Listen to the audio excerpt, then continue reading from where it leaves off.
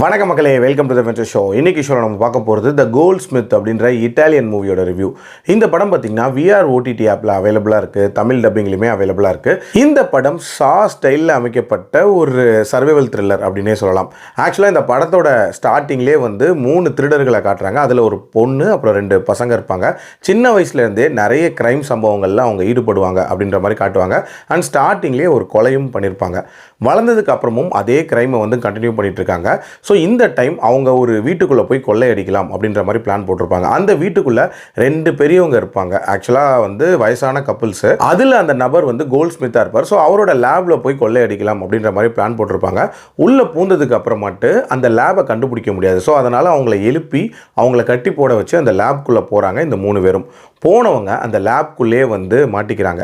எதனால் மாட்டிக்கிறாங்க, இந்த 2 நபர்கள் யார், இந்த 3 பேரை அவங்க என்ன பண்ண போகிறாங்க, அண்ட் டுவர்ட்ஸ் தி எண்ட் அவங்க சர்வே ஆனாங்களா இல்லையா அப்படின்ற மாதிரி நிறைய விஷயங்களை சொல்லக்கூடிய ஒரு படம் தான் இந்த படம். எனக்கு இந்த படத்தில் பிடிச்ச விஷயம் அப்படின்றது இந்த படத்தோட அந்த ரானஸ் தான். நிறைய காட்சிகள் பயங்கர டிஸ்டர்பிங்காக எடுத்திருப்பாங்க. அதுலேயும் ஒரு பர்டிகுலர் காட்சி கண்ணை பிடுங்கி வெளியே வைக்கிற மாதிரியான ஒரு காட்சி ஒன்று வரும். அந்த காட்சியெல்லாம் மிரட்டி விட்டுருந்தாங்க அப்படின்னே சொல்லலாம். அதே மாதிரி இந்த படத்தில் டுவர்ட்ஸ் தி எண்ட் யார் சர்வைவ் ஆக போகிறாங்க அப்படின்ற ஒரு சின்ன டென்ஷனும் நல்லா பில்ட் பண்ணப்பட்டிருக்கும். அண்ட் அதுலேயும் கிளைமேக்ஸை முடித்த விதம், அந்த லாஸ்ட் ஃப்ரேம் இருக்குல்ல, அது பக்குன்னு இருந்துச்சு அப்படின்னே சொல்லலாம். அதே மாதிரி அந்த கோல்ட்ஸ்மித் அப்புறம் அவரோட மனைவி, இவங்க 2 பேரையும் ஸ்டார்டிங்கில் பார்க்கும்போது